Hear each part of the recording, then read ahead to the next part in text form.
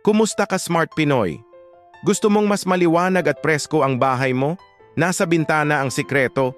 Alam mo ba na karamihan sa mga bahay natin dito sa Pilipinas ay may maling window design? Maliit, nakaharang, o hindi tama ang placement? Kaya hindi nakapagtataka na madilim at mainit sa loob ng bahay natin. At alam mo kung ano ang kadalasang solusyon? Buksan ang ilaw at ventilador buong araw. Pero isipin mo kung gaano kalaki ang dagdag sa electric bill mo dahil dito. Pero huwag kang mag-alala.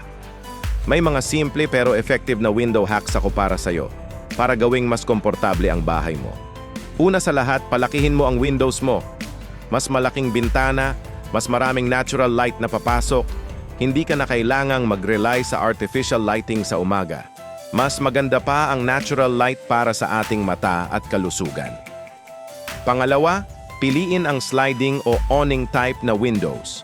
Bakit? Kasi mas madali silang buksan at isara kaysa sa fixed windows.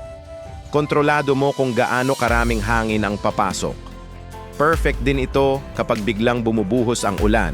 Pangatlo, mag-invest ka sa sheer curtains. Ito yung manipis na kurtina na hinahayaang pumasok ang liwanag habang binibigyan ka pa rin ng privacy. Hindi na kailangang totally isara ang kurtina mo sa umaga para lang hindi ka makita ng kapitbahay. Pang-apat, i-maximize mo ang cross-ventilation. Maglagay ka ng windows sa magkatapat na sides ng bahay. Sa ganitong paraan, may natural na daloy ng hangin sa loob ng bahay mo. Goodbye mainit at kulob na hangin. Panglima, kung bothered ka sa init at glare, mag-invest ka sa tinted o frosted glass. Hindi lang ito nagbibigay ng privacy, nakakatulong din ito para mabawasan ang init na pumapasok sa bahay mo.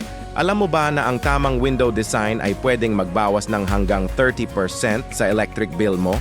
Oo, tama ang nabasa mo.